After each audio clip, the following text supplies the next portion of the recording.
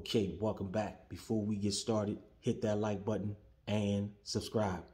All right, you may want to think twice before you have that cold cut sandwich. The CDC is warning people not to eat lunch meat in certain states. There's a Listeria outbreak. We're going to be talking about that. Also, I'm going to be giving you guys my take on this Bluetti Eb55 unit. Should you buy this? Let's get into it.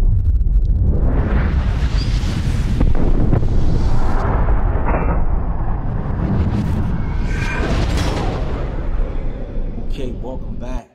Man, if it's not one thing, it's another.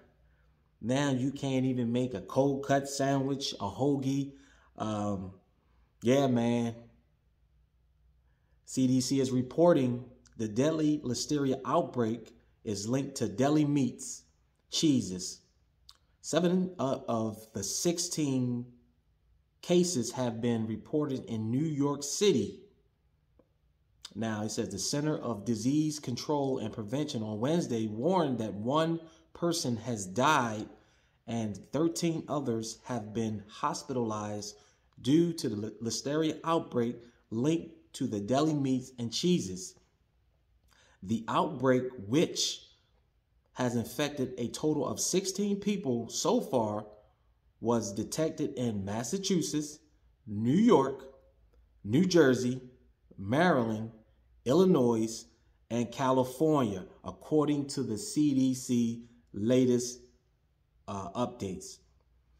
It also states here, 7 of the 16 illnesses were found in New York. I just said that according to the CDC. And it says, however, officials caution that the actual number of sick people is likely higher than what's being reported and that the outbreak may not be limited to aforementioned states. Man. So it is a lot of things, man, that is taking place, man. I'm telling you, it's a lot, man. I went out this weekend, man, and it's just sometimes you just got to sit back, man, and just observe. But yeah, man, you might want to take notice to this, man, that the certain states, even though it's not in your state, they saying that you have to, if you're going to get a lunch meat sandwich, you may want to heat that sucker up, man, you know. And it says, so far, it's believed that the meat and cheese purchased at deli counters in multiple states are likely the source of this outbreak, according to the CDC. Federal health officials say deli meat and cheese are known sources of Listeria illness. So you got to ask yourself, man, do you want to take that chance of eating that lunch meat? You know, you could heat, like I said, you can heat it up to 186 degrees Fahrenheit. That's what they were saying. You can heat that meat up. Now, as far as the cheese, make some grilled cheese, but yeah, man, you want to keep an eye on that. I mean, what else is new? They already creating the meat in the lab. I was reading another article how they were creating different cultures of meat. I mean, putting it together, man, you're not even going to know the difference. You may be eating it now. So it's a lot of things that's definitely taking place with the food, man. Things are being grown, man. I mean, if you don't grow it, if you don't, like I said, if you don't grow it, if you don't have your own livestock on your homestead, on your farm, man, you don't know what's going on with the meat. So you got to be cautious, man. That's why a lot of people are going, turning into vegetarians, vegans. Who knows, man? I mean, come on now. You ever think about how many burgers McDonald's sell? Think of how many burgers McDonald's and Burger King, Wendy's, they sell, man. That is a lot of meat, man. For real, man. That is a lot of meat, man. And they say they get their meat from around the world, different sources. But who knows, man? Stuff could be grown in a lab. Who knows? I'm just saying, you know. I cut back on all that stuff. Nope. I just, you know, trying to stay clear away from all that stuff, man. So yeah, you want to keep an eye on that, man. If you live in those states, may want to tell relatives to cut back on the lunch meat, or like I said, you can always heat that up to 186 Fahrenheit. You know, you want to cook the meat. So sorry to be the spoiler, man, but yeah, they do have a warning, especially for people that's over 65, women that's pregnant, anyone that has a weakened immune system. You do want to stay clear from that. All right, so I'm going to get out of that. Let's get into this Blue Yeti, and I'll be right. I'm going to get this thing set up, and I'll be right back at you. Okay, welcome back. All right, excuse the lighting. I would have taken this inside, but I am actually doing some work, and it is what it is. All right, so we have the Bluetti Eb55 portable power station with 537 LFP cells and a 700 watt inverter. The solar generator can run most of your outdoor essentials and home electronics such as phones, projectors, mini freezers, etc. The Bluetti generators support dual recharging by 200 watt PV plus a 200 watt AC or dual AC to achieve a max input power of 400 watts, allowing this solar generator to be fully recharged in as little as 1.8 hours. All right, man, so that's that. All right, now, if you decide on purchasing this EB55, you do get your power cord right here. I call it an old PlayStation cord. I mean, they could have done a better job in kind of minimizing or kind of just, you know, shrinking this sucker down, man. Big PlayStation cord, but you do get this power cord here. You do get your PV solar panel cords, and you can charge it there. And then you get your car DC power cord here, and you can also charge this right there. Now, I purchased this unit off of eBay. I know we have a lot of people that are skeptical of buying items off of eBay. I can tell you from my 8 years of experience dealing with eBay, I have never had an issue where I purchased a product and the product was not as it was described, and I wanted a refund, and I had an issue with that. I have not experienced that. It is an easy step, man, of returning your money. So that being said, I purchased this off of eBay for $369 at a Bluetti dealer. Now, this unit is compact, man. You have your handle here, it folds down. You have your wireless charging on top, which has an output of 15 watts. Now, I did charge my Samsung 21 Ultra phone on here, and I got about 11 watts out of this. But how you would activate your wireless charging, you would turn this button on here, and this is your USB or C 100 watt port here. Then you have your 15 volt or 3 amp USB stations here. But you would turn this button, you would push this button, and this will activate your wireless charging. You also have a button here to activate your AC output. And then you have your DC output, which you can push that button there and you can activate that. Now, pros and cons. The cons of this unit, you're not able to update this unit like with an app. It doesn't have an app where you can, like some other competitors, where you can, you know, log on to the app or download the app and you can control the features from your phone. You do not have that option with this. Also, I wish they would have made, you know, an option where you can just, you know, kind of control the display, that timeout. You know, you only get a couple of seconds before this screen times out. And another con about this, I wish they would have made the LCD screen a lot larger and put the, I don't know if I showed this. Nope, I probably didn't. Put the flashlight or the light feature on the front, because when I used this, I was, at night, and I wanted to charge my phone up.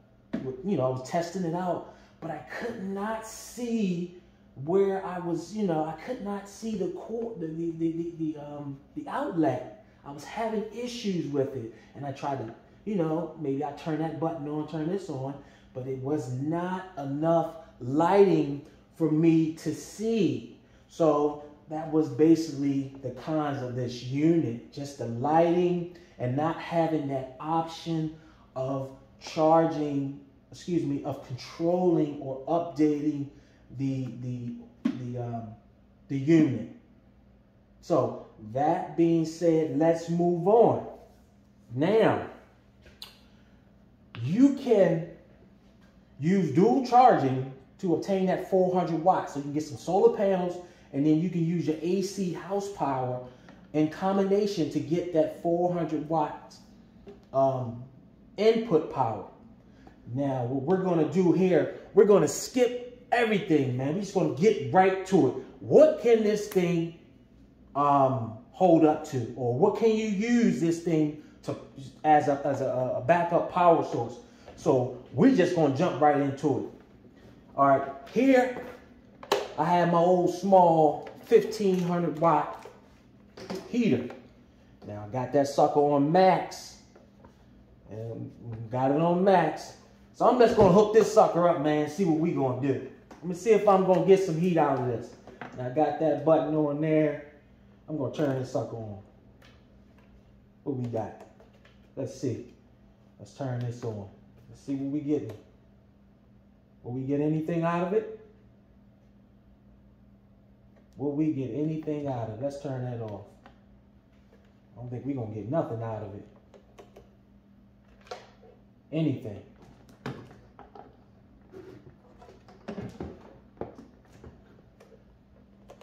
Nothing. Doesn't have any power. Oh, wait a minute. Wait a minute. Oh, that's me. That's me, guys. It has a shut-off switch right here. That's me. So it's not the unit.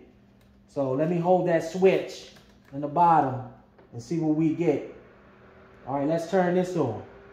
Uh-oh. Let's turn that sucker all the way up to high. I'm probably going to burn my fingers. Let's see what we getting out of here.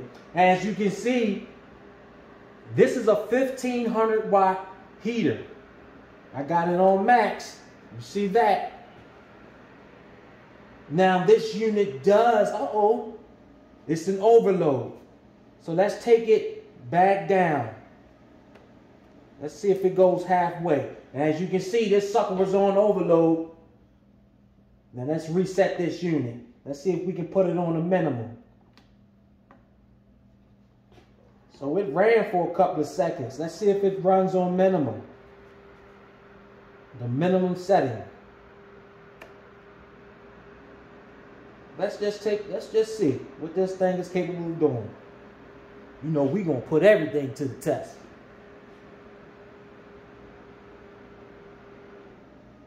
Look at that. I mean, I didn't expect it to run forever, but it does start up.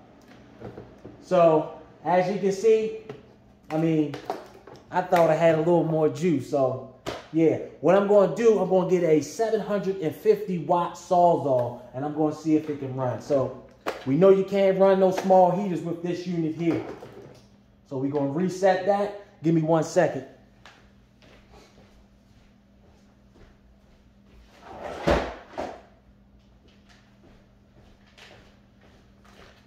All right, I got the Sawzall here. And it, let's see what we can do with this. Let's see what we can do. Also, what makes this unit unique than other competitors. It has the new battery in this. This actually has more cycles you can recharge this unit. So keep that in mind if you're looking for something like this. Now let's get, this is old Harbor Freight Sawzall. So let's see what we're getting out of this. Excuse the noise. Let's turn that on.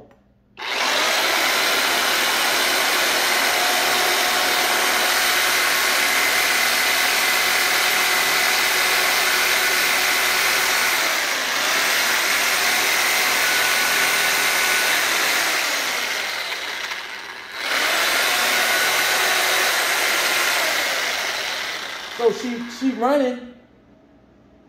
Got the fan on here. She's running. And see that? You're not able to control that display on here. But you can run a Sawzall. I'm going to find something else in here that I'm going to hook this thing up to. Give me 1 second. Let's see.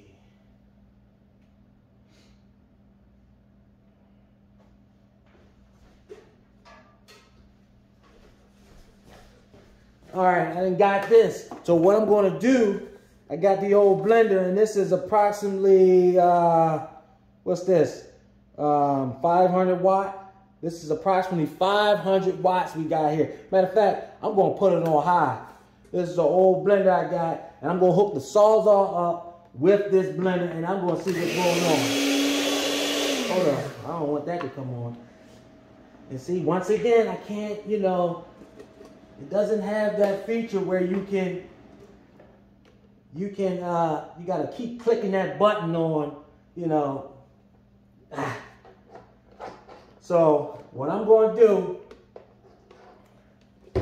I'm going to just turn this blender on without dropping everything, and then I'm going to turn the Sawzall on and see what we got. All right, so here goes the blender.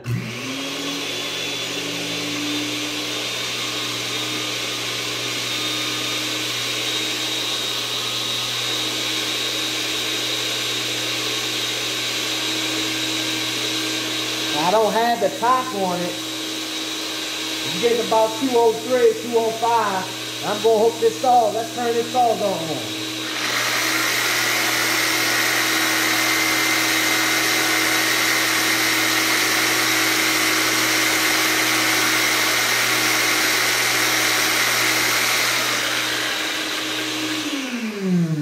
Let's get another blender. Let's go ahead and hook the other blender up and see what we got. I'll be right back.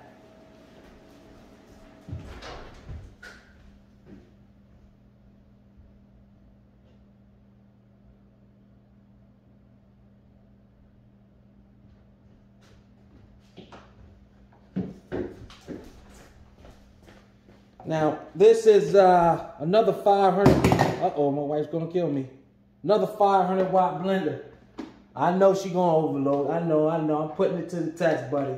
I'm putting it to the test. All right, so let's go with the chop. Nothing. Uh-oh. That don't mean on? Uh-oh, am I doing something wrong here? Or did I break it? Let's see. Wonder why that's not coming on. Hope I didn't break it.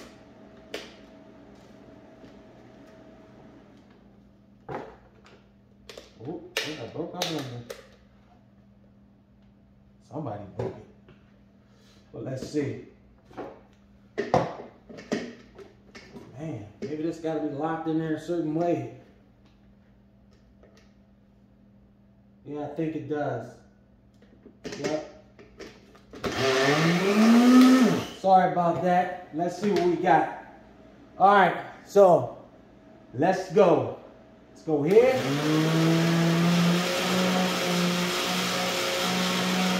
That's one blender. Turn that on. And now we're going to go with the Sawzall.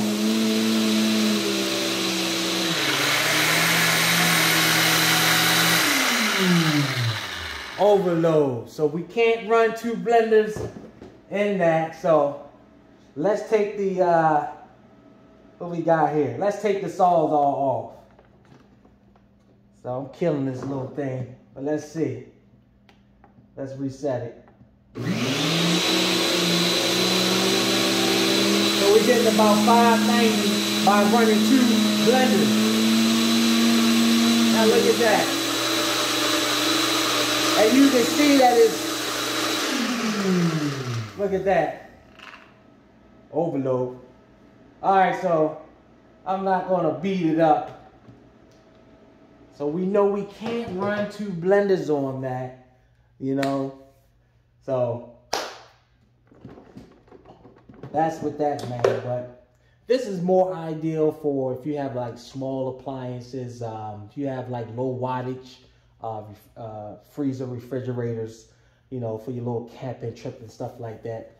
But yeah, man, if you're looking for something that is, you know, portable, for your small appliances, low voltage appliances, I would give this a go. I wish they would have made the screen, LCD screen, a lot larger where you have more lighting in the front, or put this flashlight in the front. Now, I will definitely leave the link down below on where you can purchase this. And guys, it's not a bad unit, you know. I mean, I kind of beat it up a little bit. But if you can handle the display timing out, it does not have the display where you can actually see how many hours or down to the minutes. This is all in percentage. So it is definitely not a bad unit.